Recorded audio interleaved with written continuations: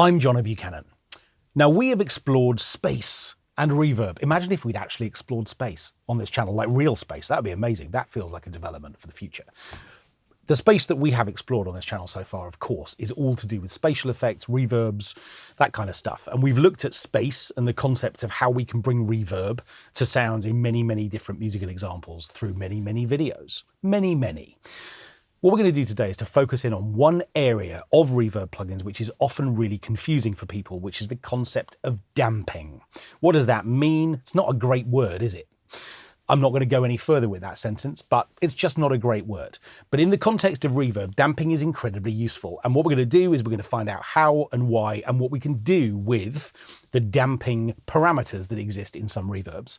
Now, as I have said before, Logic's plugins are fantastic in lots of different ways, but there are some ways of explaining things and teaching particular things that I think are best demonstrated elsewhere. And to that point, what I'm going to do in a moment is to fire up FabFilter's Pro R2 reverb, because graphically, it's going to allow us to see exactly what I mean by damping. But before we go any further, we're going to listen to the musical example we'll be listening to throughout, exploring space in a new way.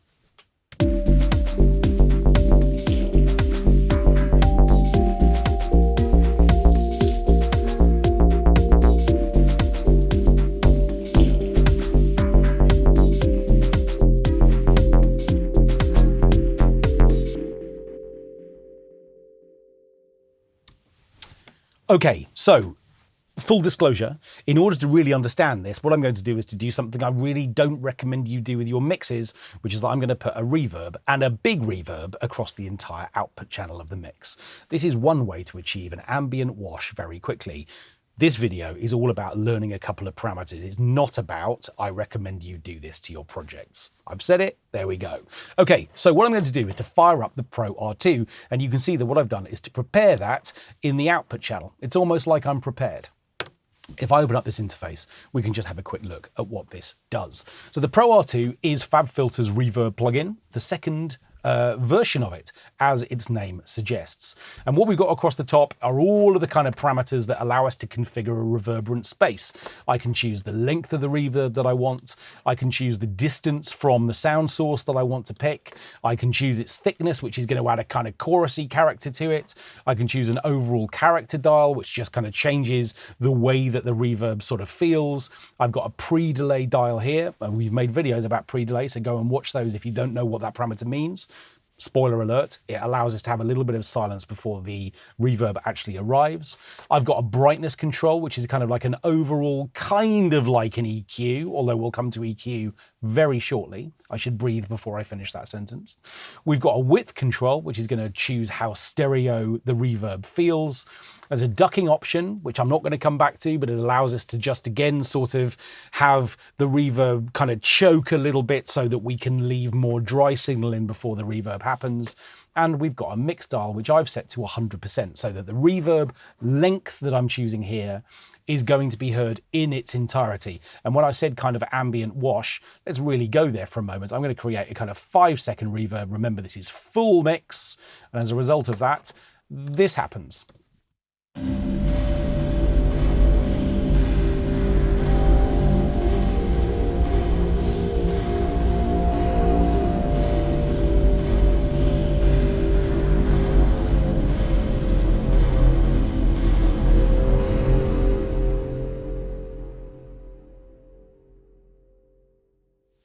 If you're ever in a club and the music sounds like that, go home. Okay, right, now then, what we've got is these two separate lines which exist down here, and these are going to allow us to understand what damping means. We are going to focus, firstly, on the blue line where nothing is happening. We can see that there's a little dip up here in the yellow line. Ignore the yellow line. Don't look at the yellow line. Ignore it. Ignore it? Are you ignoring it? Good. What we've got is this blue line here. Now, this is what damping is. What it allows me to do is if I double click to create a point here, I can then choose a frequency below which or at which I am changing the reverb length. Now, I have chosen a 5-second reverb on purpose in order to make the maths really straightforward. What I'm going to do is to turn this node into a low shelf. And what that means is that when I adjust this parameter, I have the opportunity to take this value down to 50%, which I can see over here, of its original length. Now, what that means is below 246 Hertz, the reverb becomes 2.5 seconds long. It drops to 50% of the length of the overall reverb. And of course, I can adjust this. If I wanted to take the reverb time down to 50% below, let's say 500 Hertz or 1 kilohertz, then of course I can move this left and right. So in other words, what I can do is I can make the length of the bass reverb half the length of whatever is happening in the upper frequency content. And that sounds like this.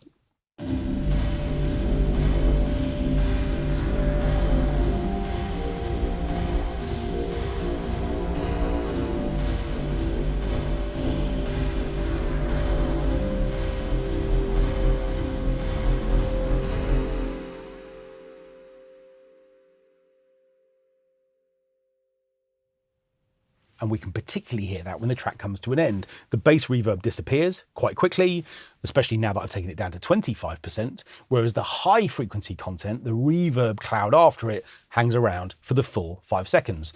What happens if we reverse that? We just deliberately decide that we want to create a kind of soup. Well, soup's always tasty.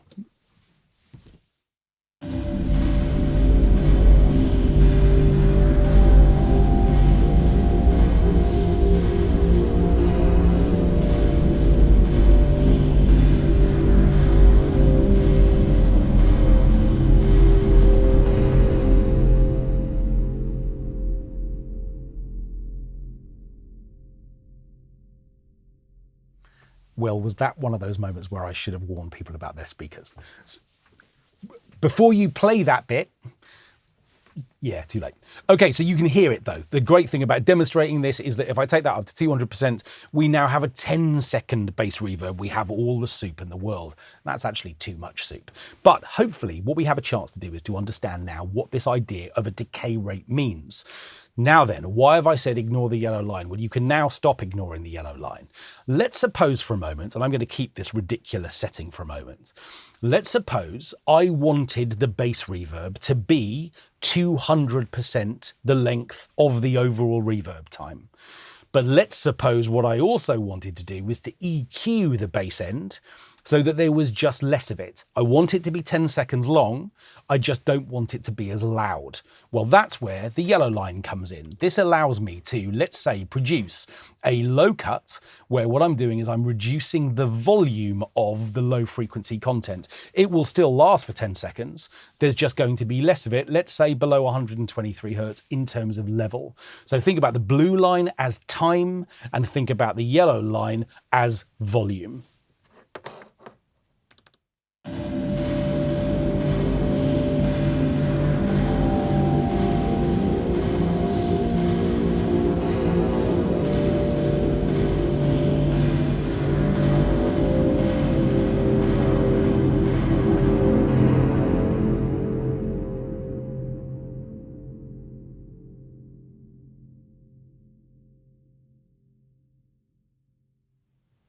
So you can hear the kind of filter sweep nature of me pulling in the volume of the high frequency content as I sweep that down, but you can also hear that the low end, even though it lasts as long, isn't quite as loud. So we've got two separate things. By the way, when people talk about damping, they are referring to what the blue line is doing. In other words, the length of the reverb that's kind of achieving the reverb effect. So that's where we're going with that.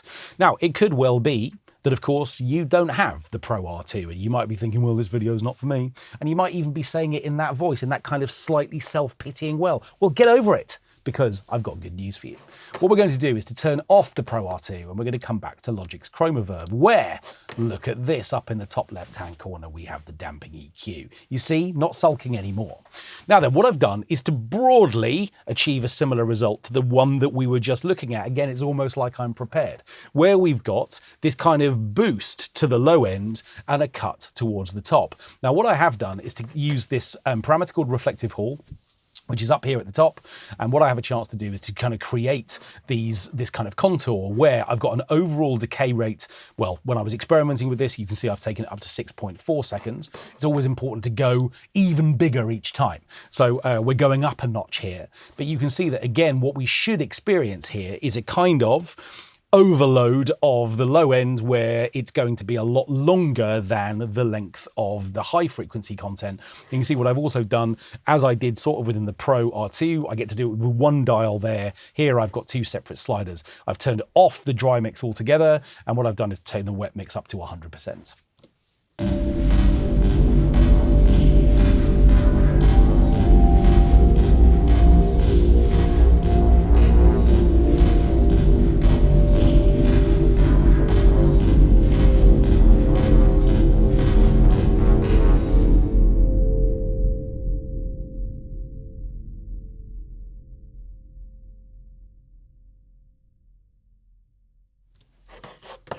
Oops, sorry about that. I'm going to just put a little gain plug in just in advance so I don't actually have to change the volume of the individual faders. This is a little hack, little shortcut.